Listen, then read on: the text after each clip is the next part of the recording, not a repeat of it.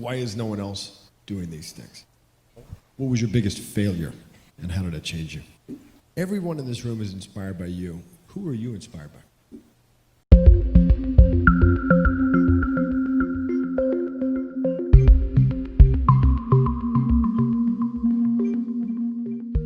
We wanted to get the public, we wanted you to get excited about the possibility of something new happening in space, of the space frontier getting pushed forward. The goal of this was to inspire you and make you believe again, just as people believed in the Apollo era, that anything's possible. Everyone in this room is inspired by you. Who are you inspired by? Well, Kanye West, obviously.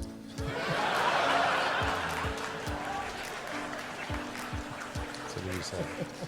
In the US auto industry, the only two companies that haven't gone bankrupt, at least at some point, are Tesla and Ford.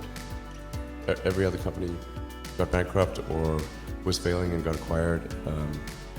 There's only two companies that haven't gone bankrupt, and there's a big graveyard of companies that did. So, and then going up against entrenched competitors, there's no... I gave basically both SpaceX and Tesla from the beginning a probability of less than 10% of likely to succeed. So why do it? Well, in the case of SpaceX, I just kept wondering why we were not making progress towards sending people to Mars, why we didn't have a base on the moon. Where are the sort of space hotels that were promised in 2001, the movie? It's like, it just wasn't happening year after year. It was getting me down. I look at the NASA website, I was like, where does it say when we're going to Mars? It doesn't. So initially for SpaceX, for example, I thought, well, the genesis of SpaceX was not to create a company, but really how do we get NASA's budget to be bigger? That was initially the goal. So I came up with this little small philanthropic mission, which would be to send a small greenhouse to the surface of Mars. It's called Mars Oasis. And then upon landing, the seeds would be in dehydrated nutrient gel, hydrated upon landing, and you have this little greenhouse, and then the money shot would be, green plants against a red background. So I recently learned that money shot has a meaning that I wasn't aware of, but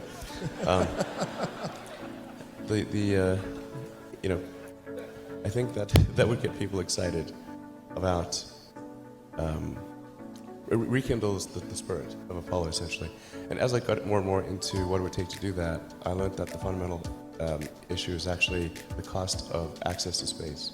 Rockets were super expensive, and the cost per pound or kilogram to orbit had actually gone up over the years, not down. And it's like, okay, well, it won't matter if we are able to do this philanthropic mission and it generates a lot of will to go to Mars. That's not going to matter if there's no way. So after my second or third trip back from Russia, I was like, whoa, there's got to be a way to build rockets. There's got to be a way to solve this rocket problem. I started reading a lot of books on rockets and did sort of a first principles analysis of a rocket, just broke down the materials that are in a rocket, what would it cost to buy those materials, what versus the price of the rocket, and there's a gigantic difference between the raw material cost of the rocket and the finished cost of the rocket. So there must be something wrong happening in going from the constituent atoms to the final shape. And I found that certainly to be true. And then why weren't people trying to make reusability work? It was very difficult to make rocket reusability work. And then unfortunately the space shuttle ended up being a counterexample of don't try to make reusability work, because the space shuttle ended up costing more per flight than an expendable vehicle of equivalent capability. So for a long time, people were using the space shuttle as an example of why reusability is dumb. You can't take a single case example and make an entire theory out of it. So there's no question in my mind that if you could reuse the rockets, it has to be true reuse, which means rapid and complete reuse. The problem with the space shuttle is only a portion of the system came back. Like the big orange tank, which was also the primary airframe, was discarded every time, and the parts that were reused were incredibly difficult to refurbish. So the only kind of reuse that matters is if it's rapid and complete.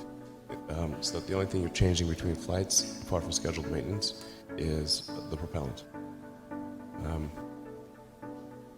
So we embarked upon that journey to create SpaceX in 2002.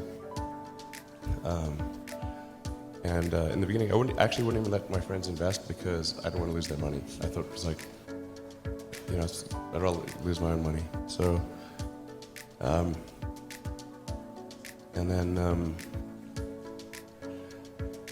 we almost did die at SpaceX actually. So I budgeted for 3 flights. Technically, I did have a plan where I had the money from PayPal. I had like about 180 million from PayPal. And I thought, I'll allocate half of that to SpaceX and Tesla and Solar City, and that should be fine. I'll have 90 million. Like, that's lots, But then what happened is things cost more and took longer than I thought. So I had a choice of either put the rest of the money in or the companies are going to die. So I ended up putting all the money in and borrowing money for rent from friends. 2008 was brutal. 2008 we had the 3rd consecutive failure of the Falcon 1 rocket for SpaceX. Tesla almost went bankrupt. We closed our financing round 6 p.m. Christmas Eve 2008. It was the last hour of the last day that it was possible. We would have gone bankrupt 2 days after Christmas otherwise. And I got divorced. That was like rough. Man. Feminine scar tissue there. Well, it poses a question, or maybe you just answer the question of why is no one else doing these things?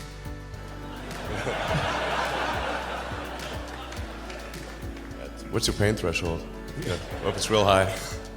And I like one of the most difficult choices I ever faced in life was in 2008. I think I had maybe $30 million left, or $30 or $40 million left in 2008. And I had 2 choices. I could put it all into one company, and then the other company would definitely die, or split it between the 2 companies. But if I split it between the 2 companies, then both might die. When you put your blood, sweat, and tears into creating something, or building something, it's like a child. And so it's like, which one am I going to let one starve to death? I couldn't bring myself to do it, so I split the money between the 2. Fortunately, thank goodness, they both came through. What was your biggest failure, and how did it change you? I have to really think hard about that. Failure. Never heard of it. There's your answer. Well, there's a ton of failures along the way, that's for sure. As I said, for SpaceX, the first 3 launches failed, and we're just barely able to scrape together enough parts and money to do the 4th launch. If that 4th launch had failed, we would have been dead. So multiple failures along the way. I tried very hard to get the right expertise in for SpaceX. I tried hard to find a great chief engineer for the rocket, but the good chief engineers wouldn't join, and the bad ones, well, there was no point in hiring them. So I ended up being chief engineer of the rocket. When you had that 3rd failure in a row, did you think, I need to pack this in? Never. Why not? I don't ever give up. I mean, I'd have to be dead or completely incapacitated.